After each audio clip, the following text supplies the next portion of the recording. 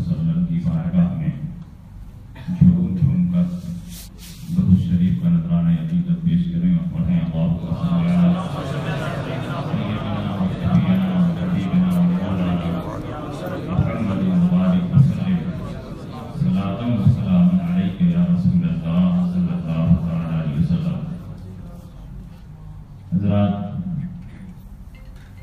रमज़ानुल मुबारक की मुबारक घड़ियाँ अब हमारे दरमियान से रुखसत होने जा रही हैं।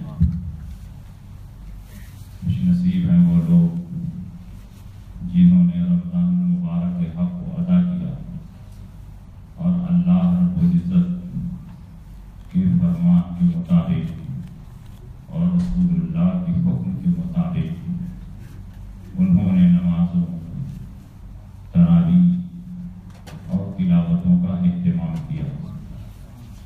बिलाशुबहा ये सुन्नी बड़ी मस्जिद दुबई की सरजमीन पर हम अहले सुन्नत वल जमात मसलके आला हजरत वालों की मरकजी मस्जिद है। सुभान अल्लाह। और यहाँ से जो पैगाम नश्र होता है वो मरकजी पैगाम होता है, वो मरकज का पैगाम होता है। और जब मस्जिद मरकजी हो तो इमाम भी मरकजी होना चाहिए। और अल्हम्दुलिल्लाह हजरत अल्लामा मौलाना हाफिज़ कारी जाफर साहब मददहुल आली शानदार हाफिज भी हैं, बेहतरीन कारी भी हैं, उम्दा आलिम रब्बानी भी हैं। यानी एक इमाम के अंदर आपकी क़यादत और इमामत के लिए जितनी सलाहियतों की ज़रूरत है वो सारी सलाहियतें अल्लाह ने इनमें जमा फरमा दी। और सबसे बढ़कर ये कि ये मुखलिस बहुत है। ये कोई काम करते हैं तो नामो नमूद के लिए नहीं करते, रिया व सुमा के लिए नहीं करते, बल्कि खुलूस के साथ करते हैं। अपने अहबाब से मिलते हैं खुलूस के साथ, आपसे मिलते हैं खुलूस के साथ, किसी भी इदारे का काम करते हैं खुलूस के साथ, उलमा की इज्जत करते हैं खुलूस के साथ। और जब आदमी के अमल में इखलास होता है तो रब की बरकतें कदम कदम पर ज़ाहिर होती हैं। इसीलिए अल्लाह रब्बुल इज्जत ने इनकी जिंदगी में भी बरकतें रखी हैं और इस मस्जिद में भी बरकतें नमूदार हो रही हैं। और उसकी सबसे बड़ी वजह यह है कि आप हज़रात ने इखलास के साथ काम किया तो अल्लाह रब्बुल इज्जत ने उसकी बरकतों से आपको मालामाल फरमाया। खत्म कादरिया शरीफ की मुबारक तकरीब चल रही थी। गौसे पाक रज़ी अल्लाह ताला अन्हु का कसीदा पढ़ा जा रहा था। या शेख अब्दुल कादिर जिलानी शैअन लिल्लाह का विर्द हो रहा था। तो मेरे दिमाग में हुजूर शेख अब्दुल कादिर जिलानी रज़ी अल्लाह ताला अन्हु की तस्वीर गर्दिश कर रही है। ये वही कसीदा है जो सिर्फ दुनिया के मुसलमानों की नजर में मकबूल नहीं है, अल्लाह और रसूल की बारगाह में भी मकबूल है। और इस कसीदे में सरकार गौसे पाक ने अपने जिन इख्तियारात और तसर्रुफात और जिस इल्म और कुदरत का इज़हार फरमाया है उससे अंदाजा होता है कि सरकार गौसे पाक रज़ी अल्लाह ताला अन्हु का भी वही अकीदा था जो इमाम मोहम्मद रज़ा का अकीदा है। जो हम लोग अकीदा रखते हैं वही अकीदा सरकार गौसे पाक का था। और सरकार गौसे पाक का जो अकीदा है ये बेईनी वही है जो सहाबा और ताबईन का अकीदा। तो अल्हम्दुलिल्लाह हम अपने मरकज से जुड़े हैं, जो तमाम मरकजों का मरकज है बगदाद शरीफ, हम उससे जुड़े हुए हैं और उसी अकीदे पर चल रहे हैं जो अकीदा गौसे पाक ने दुनिया के सामने पेश किया। और गौसे पाक रज़ी अल्लाह ताला अन्हु के बारे में तो आला हजरत इमाम अहमद रज़ा ने ये फरमाया कि हजरत इमाम हसन मुश्तबा के बाद ज़ुहूर इमाम मेहदी तक गौसुल अगवास की गद्दी पर कोई नहीं बैठेगा, हुजूर शेख अब्दुल कादिर जिलानी बैठेंगे। आप जरा अंदाजा लगाइए कितना अजीम दर्जा है। इमाम हसन मुश्तबा के बाद ज़ुहूर इमाम मेहदी तक ہی نہیں، اللہ نے اس سیٹ کو ریزرو کر دیا ہے شیخ عبد القادر جیلانی رضی اللہ تعالیٰ عنہ کے ساتھ۔ آپ فرماتے ہیں کہ میری شان یہ ہے کہ اگر میں مشرق میں رہوں اور میرا مرید مغرب میں رہے اور اس کا صدر کھل جائے تو میں اس کی صدر پوشی کر سکتا ہوں۔ میں اپنے مرید کو رسوا نہیں ہونے دوں گا۔ میں مشرق میں رہوں، وہ مغرب میں رہے، صدر کھل جائے، میں یہیں سے بیٹھے بیٹھے اس کی صدر پوشی کر دوں گا، اس کی عزت کو ڈھانپ دوں گا، پردہ کر دوں گا۔ آپ فرماتے ہیں یدی علی مریدی کالسماء علی الارض، میرا ہاتھ میرے مریدین پر ایسے ہی سایہ پھیلن ہے جیسے آسمان زمین پر سایہ پھیلن۔ زمین کا کوئی حصہ ایسا نہیں ہے جو آسمان کے نیچے نہ ہو۔ دنیا کا کوئی بھی ایسا مسلمان نہیں ہے، چاہے وہ قادری ہو، چاہے وہ چشتی ہو، چاہے نقشبندی ہو، چاہے وہ سہروردی ہو، چاروں سلسلوں میں سے کوئی بھی سلسلہ ہو، ایسا کوئی سلسلہ ہے ہی نہیں ہے جس پر سرکار غوث پاک کا فیضان نہ ہو۔ دنیا کے کسی بھی حصے میں مسلمان ہو، کسی بھی سلسلے سے جڑا ہوا ہو، لیکن سرکار غوث پاک کے سائے کرم ہے۔ آپ فرماتے ہیں ان الانس لہم شیوخ، ان الجن لہم شیوخ، ان الملائکۃ لہم شیوخ وانا شیخ الکل۔ جنات کے بھی پیر ہوتے ہیں، انسان کے بھی پیر ہوتے ہیں، فرشتوں کے بھی پیر ہوتے ہیں۔ میں صرف انسانوں کا پیر نہیں، میں صرف جنات کا پیر نہیں ہوں، میں صرف فرشتوں کا پیر نہیں ہوں، وانا شیخ الکل، میں تو سب کا پیر ہوں۔ اسی لیے آپ کو پیرانے پیر کہا جاتا ہے۔ سرکار غوث پاک کی علم اور آپ کی نگاہ کا یہ عالم ہے، اِنَّا بُكُّ عَيْنِي فِي اللَّوْحِ الْمَحْفُوظ، میری آنکھ کی پتلی لوح محفوظ میں ہے، یعنی پورا لوح محفوظ نگاہوں کے سامنے ہے۔ اس لیے کائنات عالم کا کوئی ذرہ ایسا نہیں ہے جو میری نگاہوں سے چھپا ہوا۔ یہ شان ہے حضرت شیخ عبد القادر جیلانی رضی اللہ تعالیٰ عنہ۔ آپ اٹھائیے بہجت الاسرار، بہت انوکھی اور نرالی کتاب ہے۔ سرکار غوث پاک میں تقریر کروں تو صبح ہو جائے گی، واقعہ ختم ہی نہیں۔ آپ فرماتے ہیں سرکار غوث پاک رضی اللہ تعالیٰ عنہ، اور اس واقعے کو نقل کیا ہے علامہ شتنوفی رحمۃ اللہ تعالیٰ علیہ نے بہجت الاسرار۔ آپ کہیے گا نہیں کہ میں صبح تک سناؤں، وہ میں خالی کہہ رہا ہوں کہ غوث پاک نے اتنا مطالعہ کیا ہے کہ اگر 10 دن آپ تقریر کرائیں گے غوث پاک میں تو میں 10 دن تک، اور غوث پاک رضی اللہ تعالیٰ عنہ سے جس کو بھی عقیدت ہوگی ان کی حالات زندگی کو پڑھے گا۔ میں تو آج سونا چاہ رہا ہوں، آج میرا پروگرام تھا کہ آج سوئیں، کل سفر کرنا ہے، لیکن یہ 2 ابدال لگے ہوئے تھے مجھ کو پکڑ کر یہاں لانے میں، ان کی وجہ سے مجھ کو آنا پڑا۔ مگر چلیے مولانا جعفر صاحب کی قیادت اور امامت میں آج نماز پڑھنے کہیں جانا نہیں، روزانہ کہیں نہ کہیں جانا رہتا، آتے آتے بھی دیر ہو گئی۔ آپ اس واقعے کو غور سے سنیے۔ ایک ولی کے تصرف کا یہ عالم ہے، تو جس نبی پر ایمان لانے کی وجہ سے یہ قدرت ملی، اس نبی کا کیا عالم ہوگا۔ بہجت الاسرار میں یہ واقعہ ہے، سرکار غوث پاک کے مرید اور خلیفہ ہیں حضرت ابو المعالی رضی اللہ تعالیٰ، بڑے پائے کے بزرگ اور ولی۔ حضرت شیخ ابو المعالی خود فرماتے ہیں کہ سرکار غوث پاک کرسی خطابت پر بیٹھ کر تقریر فرما رہے اور میں سامنے بیٹھ کر تقریر سن رہا، اور سرکار غوث پاک جب تقریر فرماتے تو 60 ہزار اور 70 ہزار سامعین کا مجمع ہوتا، اور اس زمانے میں مائک نہیں ہوتا تھا، آواز کو پہنچانے کے لیے کوئی آلہ اور کوئی مشین نہیں تھی، لیکن غوث پاک کی حکومت ہواؤں پر بھی تھی۔ یہ ہوا آپ کے منہ سے نکلے ہوئے ایک ایک جملے کو تمام سامعین کے کانوں تک پہنچاتی تھی، اس لیے سامنے بیٹھنے والا جس طرح آپ کی ہر بات سنتا تھا، بالکل پیچھے بیٹھنے والا بھی اسی طرح سے صاف صاف آپ کی تقریر کو سنتا تھا۔ اور تقریروں میں تاثیر کا یہ عالم کہ روزانہ 2-4 آدمی کا انتقال ہو جاتا، اتنی تاثیر کہ لوگ چیخے مارتے اور دنیا سے نکل جاتے۔ ہزاروں ہزار یہود و نصارہ آپ کے ہاتھ پر مسلمان ہوتے، کتنے فساق و فجار روزانہ آپ کے ہاتھ پر طائب ہوتے اور آپ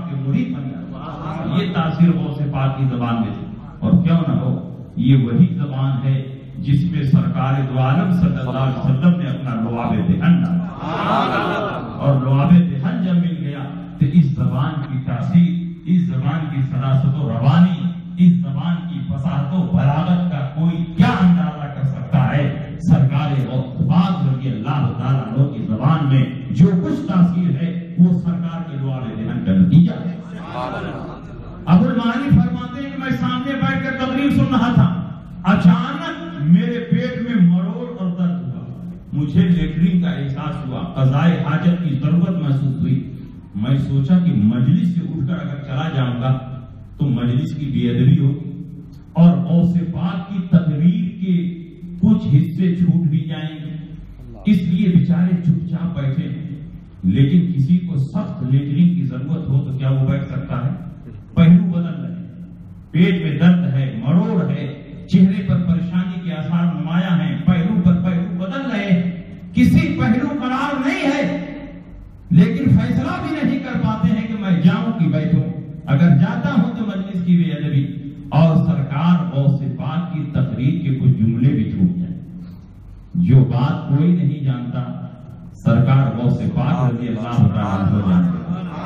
سرکار غوث پاک اپنی کرسی خطابت سے ایک قدم نیچے اتارتے اور اپنا رومال اٹھا کر حضرت شیخ ابو المعالی کے سر پر ڈالتے۔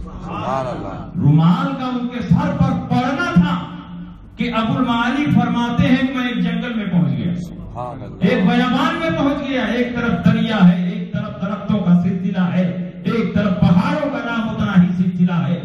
میں دیکھتا ہوں یا اللہ، میں جاگ رہا ہوں کہ سو رہا ہوں، میں خواب دیکھ رہا ہوں کہ بیداری میں ہوں، یہ میں کہاں پہنچ گیا ہوں؟ یہاں تو جنگل ہی جنگل ہے، ایک طرف پانی بہ رہا ہے، پہاڑوں کا سلسلہ ہے۔ کہا کہ جب یہاں آ ہی گیا ہوں تو قضائے حاجت کرو۔ چنانچہ ایک میدان کی طرف بھاگے، وہاں ایک پیڑ تھا، تو سوچا کہ قضائے حاجت کرنے سے پہلے اپنی چابی کا گچھا اسی پیڑ میں لٹکا دیں اور بعد میں جب طہارت وغیرہ حاصل کر لیں گے تو چابی لے کر کے یہاں سے جائیں۔ سرکار غوث پاک کے یہ مرید اور خلیفہ ابو المعالی چابی کا گچھا اسی پیڑ میں لٹکا دیتے ہیں، قضائے حاجت فرماتے ہیں، دریا کے کنارے پہنچ کر طہارت حاصل کرتے ہیں، وضو فرماتے ہیں، تحیت الوضو کی 2 رکعت نماز پڑھنے شکرانے میں کہ اتنے میں رومال سرک گئے۔ سر سے رومال جب سرک گیا تو پھر دیکھتے ہیں کہ سرکار غوث پاک کی مجلس میں بیٹھے ہیں، اسی جگہ بیٹھے ہیں جس جگہ بیٹھ کر تقریر سن رہے تھے، اور سرکار غوث پاک نے اپنا رومال سر پر ڈالا تھا۔ اور خاص بات یہ ہے کہ سرکار غوث پاک کی تقریر کا ایک بھی جملہ چھوٹا نہیں ہے، بلکہ جس وقت رومال ڈالا تھا اس وقت جو جملہ ادا ہو رہا تھا ابھی وہی جملہ ادا ہو رہا ہے، ایک لفظ بھی چھوٹا نہیں ہے۔ مطلب کیا ہوا؟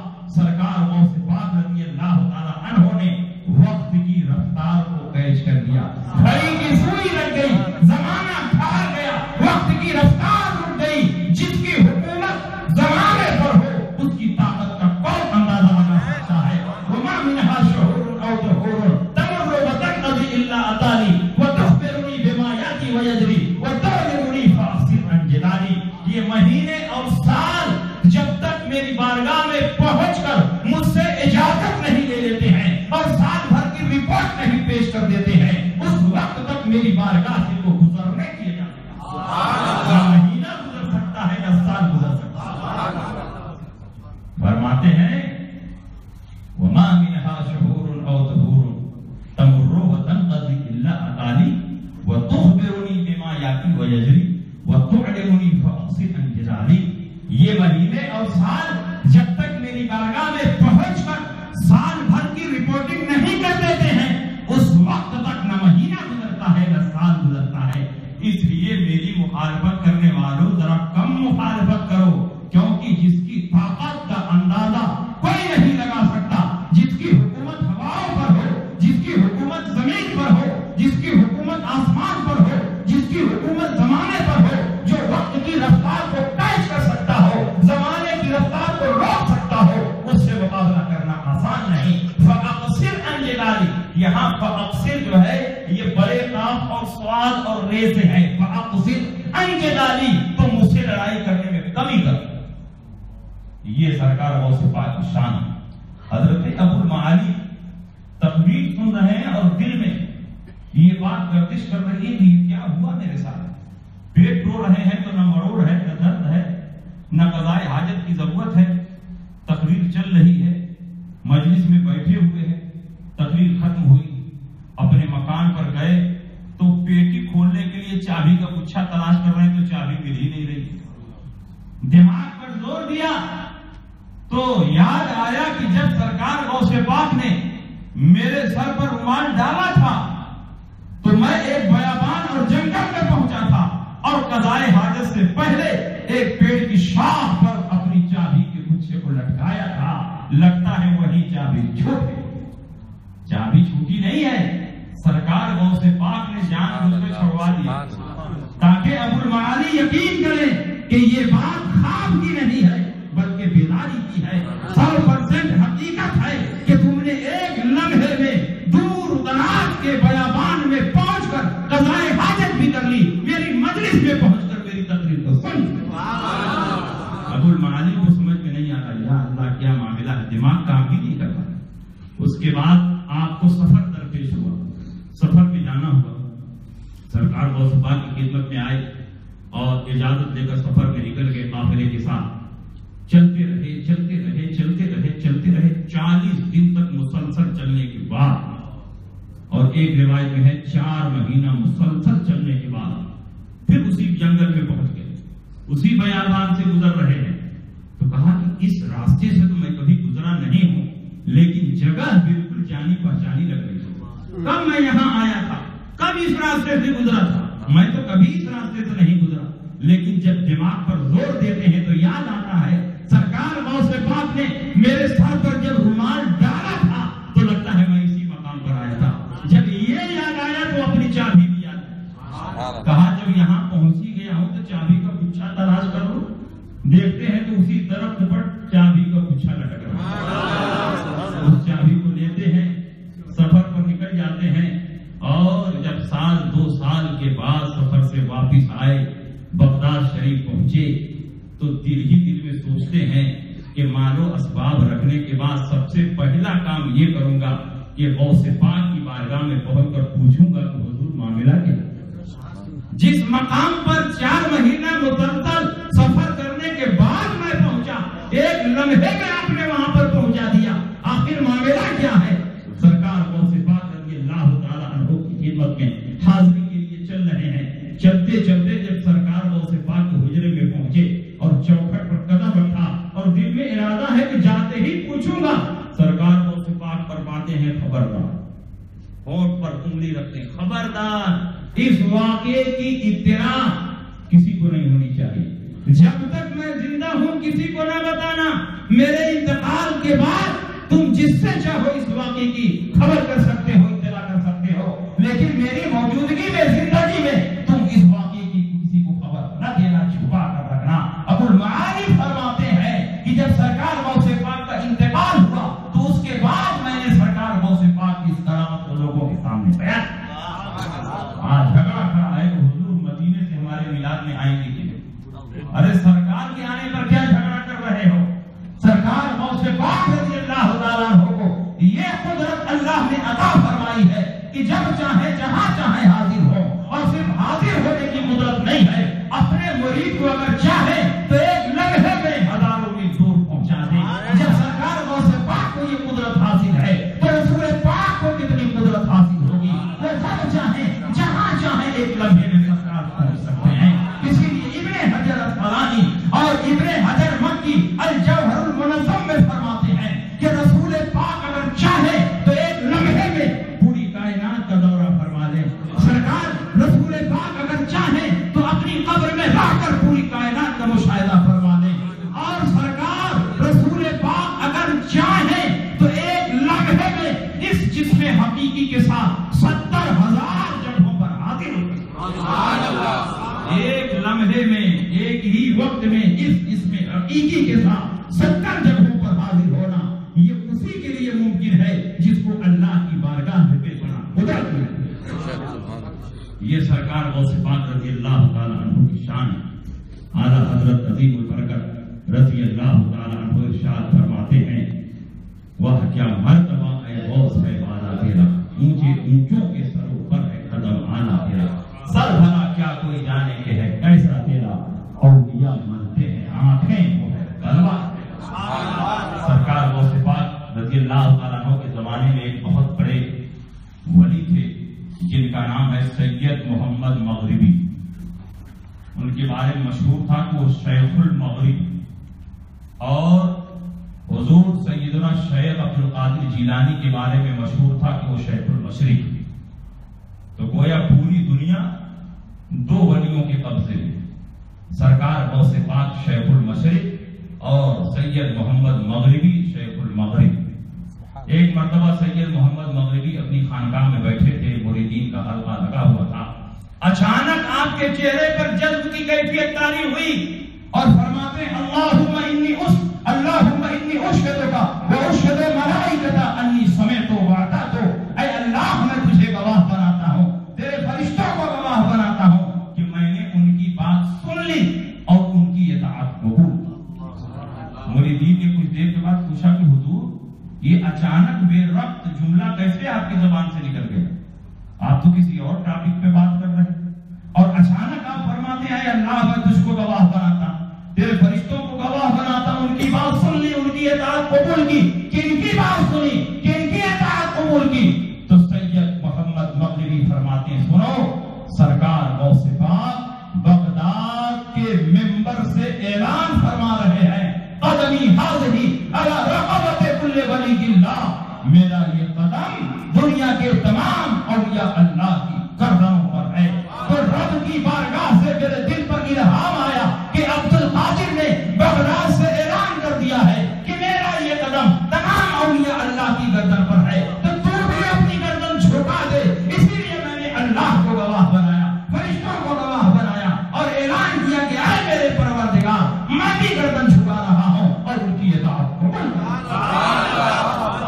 فرماتے ہیں کہ جب اپنی گردن جھکائی تو دیکھا کہ باب جنت پر رسول پاک کھڑے اور ایک ایک جنتی جوڑا لے کر فرشتوں کو دے رہے ہیں کہ یہ جنتی جوڑا لے جاؤ فلاں ولی کو دے دینا، اس نے میرے لاڈلے کے لیے گردن جھکائی۔ یہ جنتی جوڑا لے جاؤ فلاں ولی کو دے دینا، اس نے میرے لاڈلے کے لیے گردن جھکائی ہے۔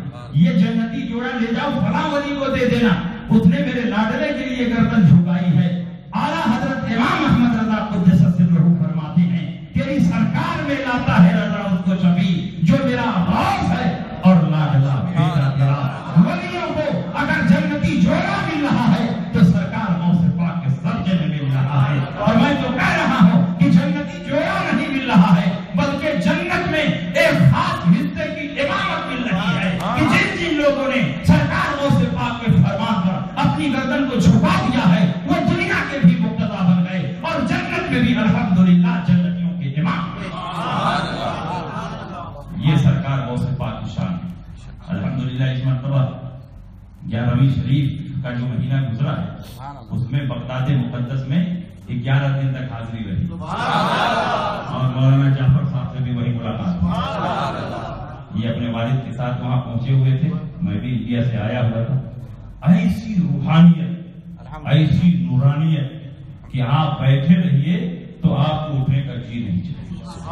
ایسا لگتا ہے کہ سرکار غوث پاک رضی اللہ تعالیٰ عنہ کی روحانیت اور ان کی نورانیت تقسیم ہو رہی ہے۔ صرف وہاں بیٹھے رہیے، جانے کی طرف نگاہ لگائے رہیے، توجہ کیے رہیے، آپ کو زبان سے کچھ کہنے کی ضرورت نہیں، کیونکہ اس ولی کے دربار میں حاضر ہیں کہ اگر ہم مشرق میں بیٹھ کر مانگے تو وہ مغرب میں رہ کر کے ہماری آواز کو سنتے ہیں اور ہماری فریاد کو پہنچتے ہیں، تو ان کی بارگاہ میں پہنچ کر ہم کو کچھ کہنے کی ضرورت نہیں، جو کچھ ہمارے دل میں ہے وہ سرکار غوث پاک دیکھ بھی رہے ہیں، سن بھی رہے ہیں، اور اللہ کی دی ہوئی قدرت سے وہ اس کو پوری کرنے کی صلاحیت رکھتے ہیں۔ اس لیے سرکار غوث پاک رضی اللہ تعالیٰ عنہ کے دامن کو مضبوطی سے تھامے، اور جس کے ہاتھ میں امام احمد رضا کا دامن ہوگا کسی ولی سے وہ دور نہیں ہو سکتا، کسی ولی کا وہ گستاخ نہیں ہو سکتا، کسی ولی سے وہ بے نیاز نہیں ہو سکتا، کیونکہ امام احمد رضا نے بزرگوں کی گستاخی سکھائی ہے، بزرگوں کا احترام سکھایا ہے۔ امام احمد رضا کی چوکھٹ پر سر جھکاؤ، غوث پاک کی چوکھٹ پر خود بخود سر جھک جائے گا، سلطان الہند کی بارگاہ میں خود بخود چوکھٹ جھک جائے گا۔ امام احمد رضا وہ دروازہ ہے کہ جس دروازے میں داخل ہونے کے بعد تم مکہ بھی پہنچ سکتے ہو، مدینہ بھی پہنچ سکتے ہو، بغداد بھی پہنچ سکتے ہو، اجمیر بھی پہنچ سکتے ہو، کلیل بھی پہنچ سکتے ہو۔ تمام بزرگان دین کی عظمتوں سے، تمام بزرگان دین کی نسبتوں سے آپ کا رشتہ جڑ سکتا ہے۔ اس لیے امام احمد رضا کے دامن کو مضبوطی سے تھامو، لحد میں عشق روح شاہ کا نام لے کے چلے، اندھیری رات